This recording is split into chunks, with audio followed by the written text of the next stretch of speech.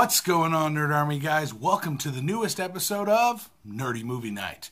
Now guys, tonight we will be reviewing Luke Cage Season 1. Now guys, I know this is a very late video, but with Defenders right around the corner, I'm going back to all the Marvel TV shows, and I've actually reviewed Daredevil Season 1 and 2 and Jessica Jones. Never got around to reviewing Luke Cage or Iron Fist, so I'm going to be doing both of those.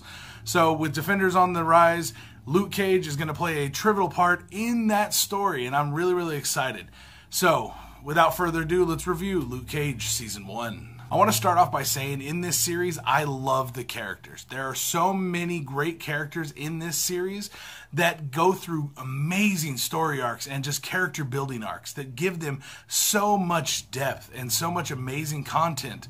And they just pull you in and you care about them. Even the bad ones, you're like, I see where that guy's coming, or I see where she's coming from. I mean, everyone has their opinions and different things, but the characters in this show were so damn good. We even had some amazing characters that we've seen before, including Luke Cage, played by Mike Colter. He was so good as this character. We even get to see a little nod to the original Power Man costume from the comics when he breaks out of prison. So that was actually a great scene. When I saw it, I was like, oh, it's Power Man!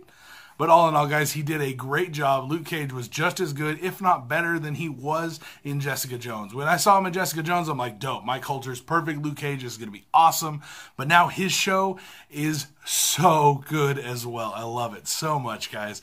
This was such an amazing character arc, and just this, you get to see Luke grow from this guy that has these powers but doesn't really want to do anything, and he's kicking it with Pops and chilling at the barbershop and working 2 jobs, and he's working for Cottonmouth on the other side, and he's just working as a dishwasher, trying to make his way in the world and still stay under the radar because he did escape from Seagate, even though Seagate did that shit to him. Good job, Seagate. But Mike Colter really shows you how down-to-earth he is as an actor and just brings this character to life in such an amazing and subtle way. Now, we all know that the Marvel Netflix shows can give us amazing action. This show did not give us anything less than amazing on its action sequences. It was so much fun. Watch Luke get barraged by all these machine guns and just like shuffle it off and just like, what's up, bitch? Boom! Throw you through a window. It's really cool to show him be that good guy, hold back from that restraint. He can easily kill every person he walks into, but he values life. He's a good person. So that's not his MO. He is just an amazing badass and wants to let all the drug dealers and get all this shit out of Harlem so he can protect where he lives and where his wife loved and where Pops loved. He wants to do what's right for Harlem. That's where he lives, that's his home, that's what he wants, that's where he wants to stand tall. And he gets the entire group behind him. He gets the entire neighborhood. Everyone in Harlem starts to love Luke Cage by the end of this show. And that's how I felt with it too. The first few episodes were kind of slow. A lot of people say the first half was kind of slow, but episode like 6, 7 on were phenomenal. They were so good, so much action. You really get to see all these different little stories unraveling in front of you, and it's so cool to see where Cottonmouth and Mariah are going, and get to see where Shades and Diamondback are going, and get to see where Luke's going as a person and as getting accepted in this group and in this neighborhood as a hero. And eventually by the end, it's such a triumphant story. You really get to see him come to his own until he gets arrested. Damn. But there were so many great characters in here. Not just Mike Colter as Luke Cage. There was a lot of really good characters. Now, Misty Knight, Simone Missick, was phenomenal. I love Misty Knight as a character from the comics, and I can't wait to see if we get to see Misty Knight and Colleen Wing from Iron Fist team up, because in the comics, if you guys didn't know, they had a little comic run together, and it was really badass, and I really hope we get to see that combination, because she pulled this off. Simone Missick just blew this out of the water. Misty Knight is a cool, calculated, still badass, but also very deep person, and that's what she showed us. And I love when we got to see her stare at a picture and just disappear into the picture and see the entire murder scene and everything going on around her. It was just so much fun. She pulled it off so well. Great job.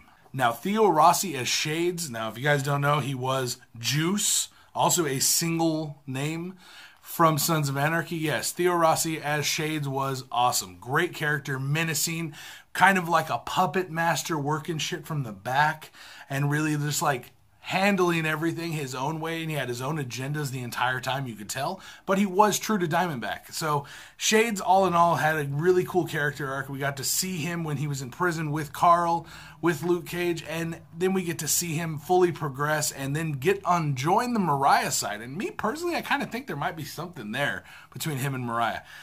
I don't know how I feel about that, but you never know. I mean, they're both interesting characters, and they make a freaking pretty dynamic duo. So maybe we'll have something crazy in the future happen. Now, Mariah Dillard, played by Alfre Woolard. I'm sorry if I butchered the name. She's just an amazing actress, and she had the biggest transformation from beginning to end of this entire series. At the beginning, she's someone that's pushed away from crime. She didn't want to be around crime, didn't want the thugs at her event because she didn't want them to see her as she knows criminals. And even though she was from the family that invented crime in Harlem. So, girl, you part of the goddamn family. You ain't getting out. Sorry. But all in all, her progression as a character was so awesome. She started off really cool, calm, collected, and by the end, she's ridiculous, out of her freaking mind, lying to the cops, murdering people. I mean, she's just a badass by the end. And with Shades' influence, I think it just steps her game up to be even more of a badass. And I really can't wait to see what we get from her in the future. Now, Claire Temple, played by Rosario Dawson, was phenomenal. She's the character that ties all the Marvel and Netflix characters together. It's just a really cool character all around, being the night nurse, Claire Temple being the night nurse, and Luke Cage being a badass, but they kind of start to fall for each other, and she kind of does have a thing for all these superhero people. Now, Diamondback, also known as Willis Stryker, is Luke's half-brother. They make it very personal in between him and Luke when their final fight's going on. Diamondback in his Hammer Tech suit. If anyone didn't get that Iron Man 2 reference, Hammer Tech. Yes, Justin Hammer made Diamondback's suit, made him a badass, made him be able to crack people like Luke Cage does. It's pretty badass. Strained relationship from the beginning. But they get into an intense battle, and Luke ends up dropping that mofo like a bad habit with all of Harlem cheering him on. All in all, guys, this is a great series, and I really did love Luke Cage. It was so much fun, great characters, and all in all, it did have some pacing issues, but it's not the end of the world. I'm going to go ahead and give this one a solid B+. So it is a good show, very well done, great character development, and story arcs for these characters, even though there's so many of them, they all work together so well to create the overall great series. And I can't wait to see what happens with the Defenders and Luke Cage Season 2. So guys, let me know what you guys thought about Luke Cage Season 1 down in the comments down below. Did you guys enjoy it as much as I did? And give me your thoughts. Negative, positive, does not matter. I'm willing to talk to you guys and hear your opinions on anything. So make sure to put it down in the comments down below. If there's any other movies or TV shows you want to hear me review, make sure to put it down in the comments below, and I will get to them as soon as I can, guys. But thank you very much for tuning in, and I will see you next time right here on Nerds Morise for another episode of Nerdy Movie Night. All right, guys, stay nerdy. Peace out.